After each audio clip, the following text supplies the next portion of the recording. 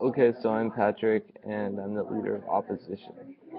Um, so simply, I'm in favor of keeping the national school lunch program, but making school optional after elementary school, so that children from impoverished families would have the opportunity to legally drop out of schools to help make money for their families.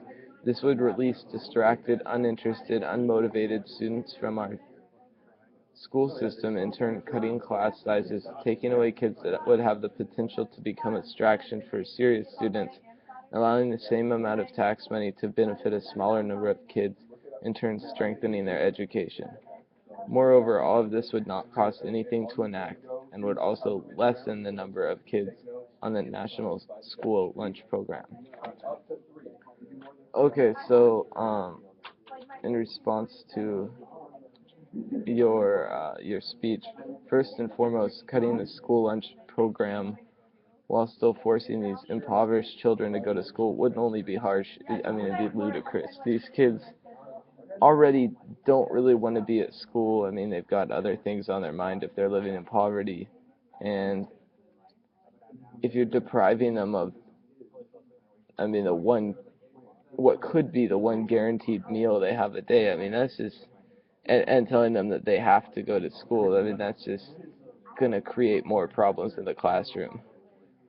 Also, you're saying that it's a luxury to get this free lunch, but I mean, it's just a cold cheese sandwich, an apple, and 8 ounces of milk. I mean, a cold cheese sandwich. I mean, there's a lot of kids that don't really want that anyway. I mean, if they have to eat that, they must be pretty hard up. And you're saying that we should, in your case statement, which I find pretty weak, you say that we should cut the budget to the program, but by how much? And you also mentioned later in your speech that we should just cut the program altogether. So I'm not sure exactly what you're arguing. Um,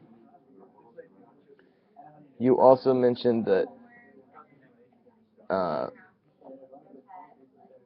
the free school lunches help certain students, but again, these kids live below the poverty line. So, I mean, they don't have the luxury of, you know, a well-rounded meal at school or whatever.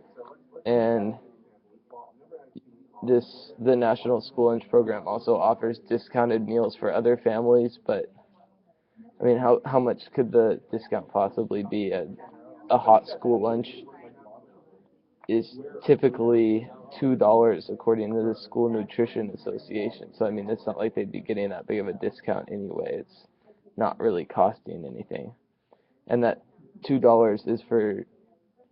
I mean, I have the list here: a chicken nugget meal with 5-piece chicken nuggets, tater tots, carrots, dressing, a, a chocolate chip cookie, and milk. And I mean, if that's only $2, then what is the cold cheese sandwich gonna cost? I mean, it's almost negligible. And again, the cheese sandwich isn't a luxury in any way, shape, or form. It's what could be, I mean, a necessary meal in a kid's day. Um, you also brought up that you didn't think the school lunch program was quote unquote ridiculous to begin with, but I mean, that just kind of underlines your whole kind of bigoted tone that you used throughout the whole speech. So, and then additionally, you bring up that these kids are barely meeting standard requirements, uh, but I don't think cutting their lunch and expecting them to do well is a viable solution to that problem. I mean, even with redirected money, nothing will happen. I mean, for all we know, the unions could lobby for higher teacher wages and the money would just fund a higher salary or more benefits for the teachers.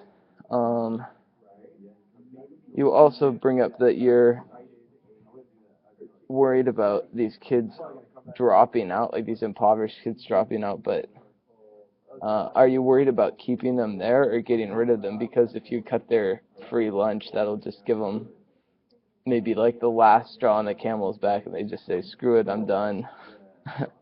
um, You say that also, quote unquote, that the government has invested well over 6 million in the National School Lunch Program. I mean, 6 million, that's nothing in this day and age. I mean, according to the Washington Post, we spend roughly 50,000 through welfare per year for each household in poverty, and you take 120 people on welfare and what that costs per year, and that's what you said the entire school lunch program has cost us. So I think that's not really a factor worth considering in any event. So again, let's go back to my very simple, straightforward argument.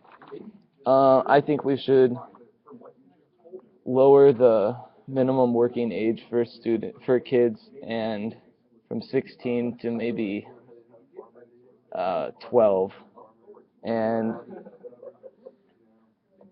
quit requiring them to complete schooling that they don't really want to complete.